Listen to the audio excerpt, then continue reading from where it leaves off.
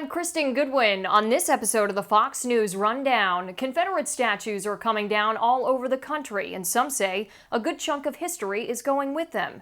Fox News Sunday anchor Chris Wallace weighs in on this controversy, former National Security Advisor John Bolton's new book, and why he thinks presumptive Democratic nominee Joe Biden continues to lead President Trump in the polls. Also, coronavirus cases in the U.S. continue to rise. Missouri Governor Mike Parson defends his decision for reopening the state when he did and discusses how he's addressing the region's uptick in infections. Plus, commentary from host of Fox Across America, Jimmy Failla. The Fox News Rundown is a daily news podcast where we take a deeper look at the stories important to you. You can subscribe on your favorite podcast player by going to foxnewspodcast.com. I'm Sandra Smith. I'm Brett Baer. I'm Ainsley Earhart, and this is the Fox News Rundown. Friday, June 26, 2020. I'm Chris Foster. Protests against racism and police violence have now evolved into statues being torn down in some places, some of them Confederate monuments, some not. Fox News Sunday host Chris Wallace's take. You can argue about whether they should be, and if they shouldn't be up in public, maybe they should be put in museums and not just sort of thrown in the ash heap and broken up. I can certainly understand some of these statues being offensive to people. Some of them I don't understand why they're offensive. I'm Jessica Rosenthal. Many state leaders are on defense over increasing virus case numbers, while at the same time saying they were expected, and a lot of the criticism is getting political. For 90 days during the coronavirus, I have did nothing but try to be the best governor I could be in my state. I didn't bring the political side into this at all. And I'm Jimmy Failla. I've got the final word on the Fox News Rundown. Joe Biden is beating President Trump by double digits in most national polls. As part of that, a majority of Americans say the president's doing a bad job dealing with the coronavirus outbreak. President Trump tells student supporters at a rally in Phoenix, Arizona, one of the states being hit hard now, that the plague is going away. It's got all different names. Wuhan. Wuhan was catching on. Coronavirus, right? Kung flu, yeah. Kung flu. Coronavirus cases are up in more states than not, with serious spikes in some. This week, we had more cases in a single day. I think it was 38,000 than we had at the height of the pandemic in New York and New Jersey. Chris Wallace is the host of Fox News Sunday. I mean, there is a real surge, and this is not a second wave. This is the first wave hitting a lot of the Sun Belt, states like Arizona and Texas and Florida, and raising serious questions. And you start to see the states that were at first the victims of the pandemic, like New York and New Jersey and Connecticut, they're now talking about putting in a rule that if you come from a hotspot state, you got to self-quarantine for 14 days before you can get out on the street. So everything is flipped around, and we are, and you know, you had Anthony Fauci, Dr. Fauci, talking to a congressional committee this week and saying that, you know, this is a very troublesome surge, and he's very worried about the next 2 weeks. Yeah, President Trump isn't really talking too much about it. He seems to be very interested in protecting heritage and monuments. It seems that the police protests have now turned into something of a culture war. Do you think the Confederacy's over? Yeah, it's an interesting question about these statues. I remember when the Soviet Union collapsed in the early 90s, and suddenly people were taking down statues of Lenin and Marx. And I on the one hand I understood it, and I understood that a lot of people thought it was a blot on Russian history. On the other hand, it was part of Russian history. And, you know, you can argue about whether they should be, and if they shouldn't be up in public, maybe they should be put in museums and not just sort of thrown in the ash heap and broken up. I can certainly understand some of these statues being offensive to people. Some of them I don't understand why they're offensive. But again, you know, it is part of our heritage. And if they're going to take them down, and I never think the answer is mob rule. There's a statue, an emancipation statue of Lincoln, and in Washington, and they're talking about taking that down this week. And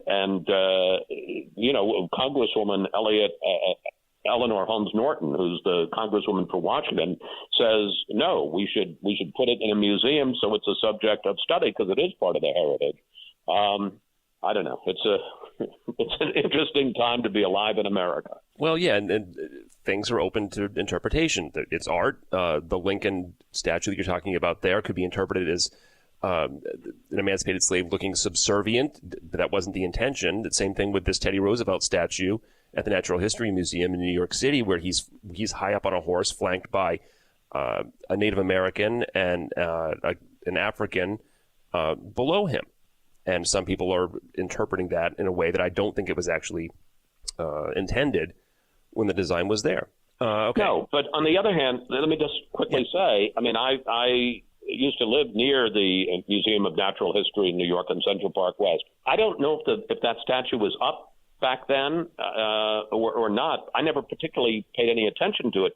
If I were a young African American today and I went and I saw this white savior on horseback and this subservient looking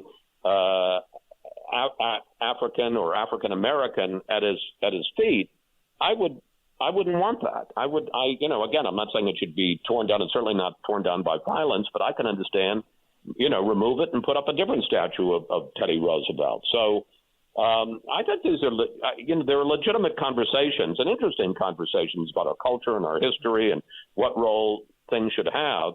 I obviously don't ever think that mob violence is the way to solve them. We're 130 days out now from the presidential election. Joe Biden's up more and more, it seems, every week, not just double digits in the national polls, but maybe more importantly in the battleground polls. It says something that President Trump asked for more debates, not fewer, when months ago he was talking about not doing debates at all. Yeah, that's a giveaway. He keeps saying these polls aren't accurate. They're accurate, and that's a giveaway. That when you say I want more debates, that means you're behind. And if you're really far ahead, you don't want any debates at all. There's no question the president is behind. He's behind nationally, and as you say, he's behind. I mean, you had a Fox poll last week that showed the president behind by 12 points, 50 to 38. And I have to say, I'm not sure I believed it. That seemed just extraordinary. And now you have a New York Times poll which ratifies it. He's behind actually by 14 points, not 12, 50 to 36. I don't think there's any question that the president's handling of George Floyd and the police and the protests / riots has not sat well with the American people, that they've seen him as a figure of many people, most people have seen him as a figure of division, not a figure that's bringing the country together. And that's what you're seeing in the polls right now. After that sparse attendance in Tulsa, now is the campaign going to have to rethink big events like that for safety's sake and for embarrassment's sake? Well, yeah, that was an embarrassment. And primarily, I mean, you could argue, well, 6, 8, 10, whatever it was, 1,000 people in the middle of a pandemic is a good crowd. It's not a good crowd when your own campaign says that 1 million people want to come in and we're going to have an overflow stage outdoors because so many people aren't even going to be able to get into the 20,000 seat arena. One of the keys to politics is you got to set expectations. And, if you've got a crowd of 100, you need a room that fits 95, so it's overflowing. And if you have a room for 200, you're going to take the hit, which is you have a room that's half empty. So, it's interesting because there does seem to be some facts we're learning about this virus. And one of them seems to be because you're not seeing a spike in people, and there were obviously tens of thousands of people in various protests around the country. There doesn't seem to be any spike from that. Outdoors does not seem as dangerous as indoors. So, I don't know. The lesson to me would be if you're going to hold a big mass event, you hold it in a stadium. You don't hold it in an inside arena. Yeah, highly recommend the outside versus inside. I spent a few days at the beach, and it was blessedly normal feeling. For a while, it just seemed like the virus wasn't even out there. Now, Chris, as I predicted, we're now calling you best-selling author Chris Wallace. Congratulations. Last weekend was Father's Day. Looks like the book release timing paid off. We're talking about Countdown 1945. How's it? You're still selling off the shelves?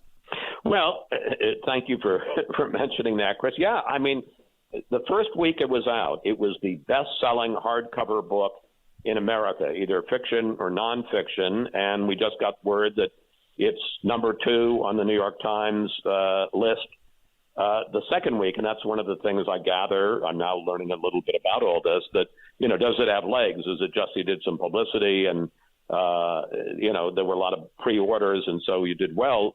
And I have to say, I've been in television for a half a century, and I've been lucky enough to get some awards and stuff.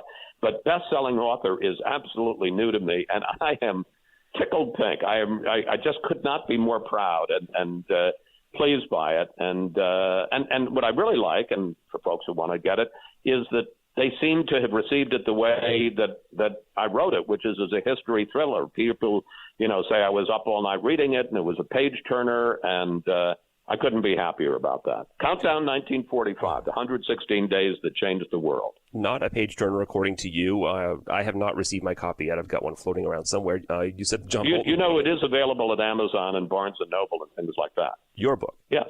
Oh, thanks. You're talking about a different book. I have read your book. I greatly enjoyed your book. I'm talking about the John Bolton book, which I have to tell you, I got a copy of it, and I've been reading it. I shouldn't say this. It is a bore. I mean, it's like he just disgorged his diary. So you'll be reading and you'll say, well, at 11 o'clock on this day, I had this meeting with these people. And at 12 o'clock, I had this meeting with these people. And, sometimes the meeting is really interesting. And sometimes the meeting did nothing. And there just seems to have been no editing to say, well, let's forget the meeting at 11 that didn't accomplish anything. So you find yourself skimming through the book to find the good stuff. And there is some good stuff. There's some interesting stuff. But boy, you got to wade through it. We'll see how it does. I mean, I'm sure with all the publicity, it's gonna do very well for a couple of weeks. But I wonder how it'll do 3 weeks, 4 weeks from now. Well, it's a fine line. Did he give away the milk for free with all the publicity? Do we know all the good stuff? Well, no, that's right. And I think that happens with a lot of these tell-all books. You read the story in the New York Times or the Washington Post, and you say, well, okay, I just saved myself $30. Right. Chris Wallace, host of Fox News Sunday and author of the aforementioned Countdown 1945. Chris, thanks a lot. Good to talk to you. Yes, I forgot. Yes, you did read it. Yes, you praised me, and I apologize for that, Chris. And, it is available in bookstores and online. Go get it. Thanks. Thank you, Chris.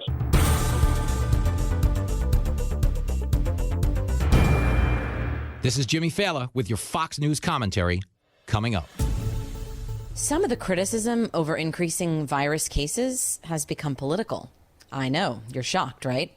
Thursday, New York's Democratic Governor Andrew Cuomo commented on CNN how Republican governors have handled reopening, namely how the tables have turned. Where Florida once told visiting New Yorkers they had to quarantine for 2 weeks, now New Yorkers are telling incoming Floridians to hunker down for 14 days. You played politics with this virus and you lost. You told the people of your state and you told the people of this country, White House, don't worry about it. Just open up, go about your business. This is all democratic hyperbole. Oh, really? Now you see 27 states with the numbers going up. Some have pointed out that many of the states that are experiencing an increase in cases now are led by Republicans. But here in California, about as blue of a state as you can get, we are also experiencing a rise. Wednesday, we saw the highest number of cases reported so far, more than 7,100. Hospitalizations and ICU admissions increased as well. But the state's Democratic Governor, Gavin Newsom, says it was to some extent expected that stay-at-home orders, social distancing, and orders to wear masks bought the state time to increase hospital bed capacity. And as a consequence, because of the interventions here in the state of California, we were able to mitigate that curve, and we never experienced that sharp increase. But what we did do is we pushed out, because of these innovations, the growth of that curve, but more modestly. Now, one of those Republican-led states with increasing cases is Missouri, where restrictions on businesses were lifted this month. Our case count on the positive side has went up in the state, but again, nothing we wasn't expecting to happen. Mike Parson is the governor of Missouri. Because really what we were doing a month ago on the test count, we've probably tripled our testing capability. We're doing now 13,000 tests a day. So we were expecting to find more positive cases. I think it's just so important when you look at that number. You also have to look at the hospitalization, the ICUs, the ventilators, all of that. And our hospitalization is steady. It's been going down. So we feel like we're well capable of handling the situation. And we're going to have areas that spike because we've got some meat processing plants here in the state we've had some problems with. But again, we know kind of how to target those areas now and do the strategy to box them in pretty quick. Same way with nursing homes. So I think everybody that really was trying to make it better every day knows I was a lot more prepared how to handle these incidents when you have these little breakout incidents across your state. Yeah, let me ask you, what is your strategy? Because there have been a lot of different reports coming out of Missouri about how you guys are handling it, some criticism, some questions. You've said, like, your attitude is more about individualism. You do things as you see fit, wear a mask if you see fit. And you've also, correct me if I'm wrong, you've said we're not going backwards. We've reopened, and you don't foresee a situation in which you shut things back down again. But is there some nuance here? You're saying nursing homes, you're saying meatpacking plants, that you do have some sort of strategy to address things if they crop up or get worse in certain areas? I think the strategy we're doing, we're on just the nursing home in particular, we're now going in there now with a whole new testing strategy we wasn't using 60 days ago, 90 days ago. We were testing employees, doing multiple tests. We're testing everybody, where before you wasn't doing that. And then really stepping up the contact tracing, which we know is a huge part of it. But I don't think that we're going to shut the state down. We're going to go backwards here at all. I think the reality of it is this virus is here. It's going to be here until we find a vaccine or till we find out a solution how to fight it. But for right now, you have to do both. And the other thing is, I think what's important is when I talk about self-responsibility, people here, and whether it's in Missouri or other, you got to know what your own responsibilities are. You got to know if you're in them high-risk categories, and if you are, don't put yourself in that any more risk than you have to be. And I think people here understood that message. It seems like, though, we're reaching new case total highs each day, and we have the most people who've died, though, from the virus of any country. So I know everybody says, well, look at the testing rate. We're testing so many people, so of course we're going to have more positives, right? But I want your thoughts on why so many people have died in the U.S. We're at more than 122,000, and I'm hearing from some people, some of my friends, some people in my life, they're sort of outraged at this. And, they point to like a country like Japan and they say, look, that's not a small country. They have 120 million people and under 1,000 deaths. Everybody wears masks there. What went wrong here in the United States that we have so many people who've died from this virus in 3 months? Well, I think, first of all, there's nobody wants people to die from a virus. It doesn't matter what the virus is. I mean, people just don't want that to happen. I think when it first came here to this country, I think we all know that we wasn't prepared for that as we should have been. And I think that's one thing that as early on it somewhat did almost get out of control across the United States.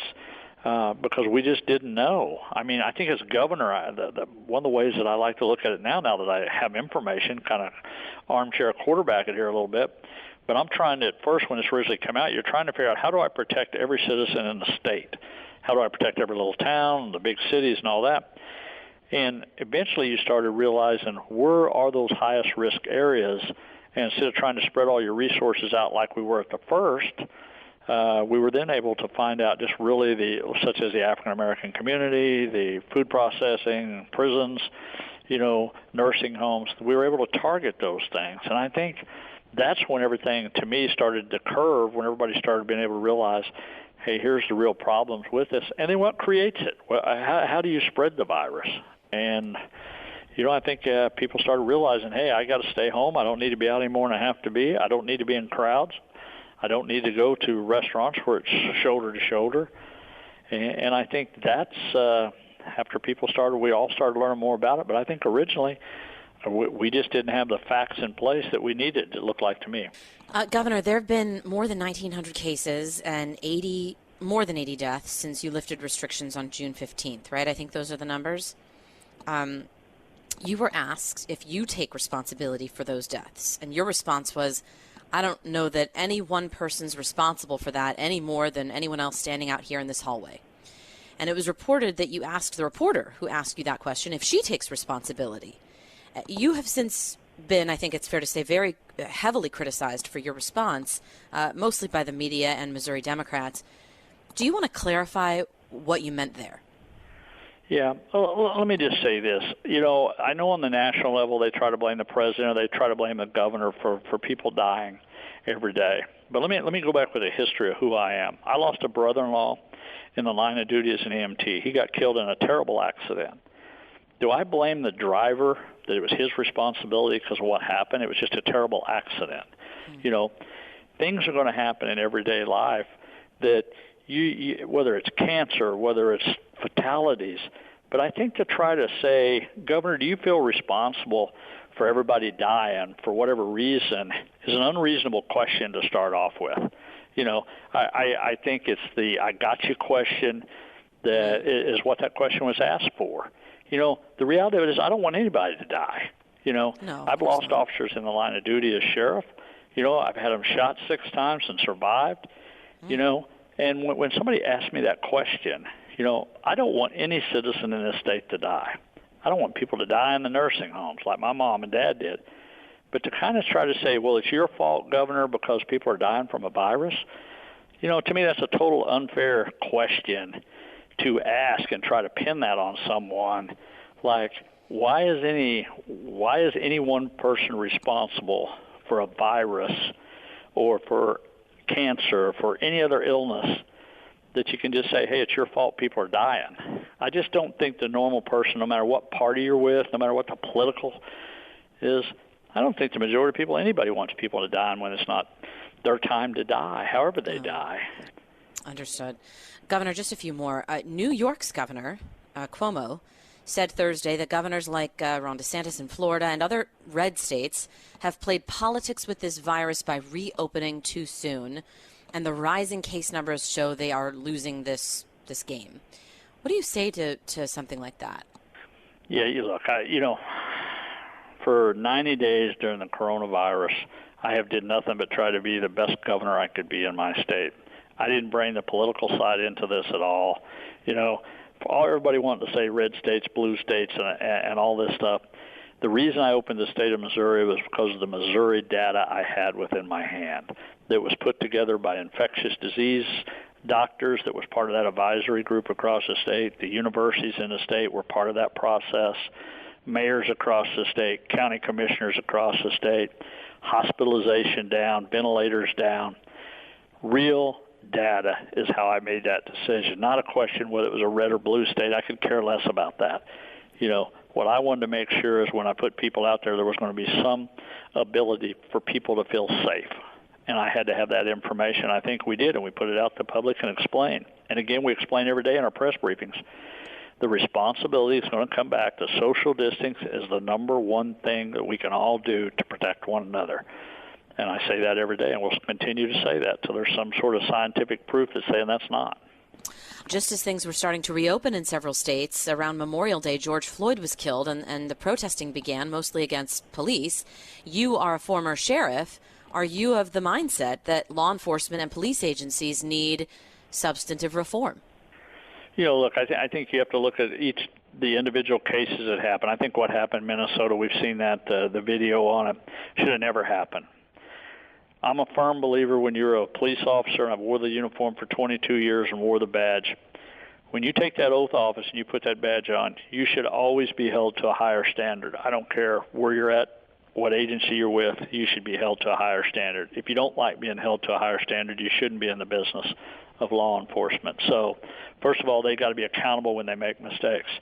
Can police do better? Can we figure out ways to do things better? Sure you can. We all can in our personal lives, you know, that we can figure out ways to do better when we go look at mistakes that we've made, and law enforcement has to do that. The bottom line is law and order has to be out there. It's been out there since the biblical days, and it will continue to be out there. There has to be rules, there has to be regulations on society, and law enforcement has to enforce that. And when I say that, they have to be there to protect people also. You had to manage a budget as sheriff. I mean, could you foresee budgets that maybe do divert some amount of funding so that a different group can handle some of those mental health calls or some of those social welfare calls. It sounds like a lot of the police over the years have gotten a little frustrated with their role as social worker. Yeah, well, I think even here in Missouri, we were talking about putting social workers out there, too, to join up with law enforcement to answer calls. I think there's other areas that are doing that. So I think when you talk about reform, those are all changes we can make. I think mental health issues sometimes, law enforcement officers are not trained so much in how to handle mental health cases, maybe a preliminary case of it. But I know other police departments, other people around are starting to put mental health experts in cars, social workers in cars to do that. I don't think there's anything wrong with having those discussions. Missouri Governor Mike Parson, thank you so much for your time. All right. Thank you very much.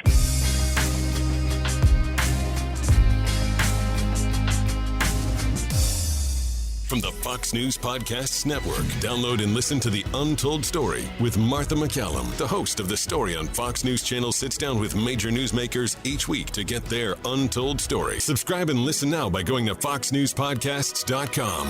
Subscribe to this podcast at foxnewspodcasts.com. And now, some good news with Tonya J. Powers. This week's good news takes the form of a birthday wish. It's for a special 20-year-old named August. Augie, as she's more commonly referred to, has become the oldest known living golden retriever. And she turned the big 2-0 in April, according to a recent post from the Goldheart Golden Retrievers Rescue. She lives with her owners, Jennifer and Steve Hederscheit, in Oakland, Tennessee. They say Augie had already had 2 previous homes before they adopted her when she was 14. According to the Goldheart website, most golden retrievers live 10 or 12 years, and some live to 15. That's why Augie's 20th is a big deal. She recently celebrated with a dog-friendly carrot cake in the shape of a bone, while wearing a bandana that said, "It's my birthday," and hanging out with her golden retriever siblings, Sherman, Belle, and Bruce. Jennifer Hederscheit says Augie is still surprisingly healthy and moves around well once she gets up and going. So happy birthday, Augie, and congratulations on your milestone. Tonya J. Powers, Fox News.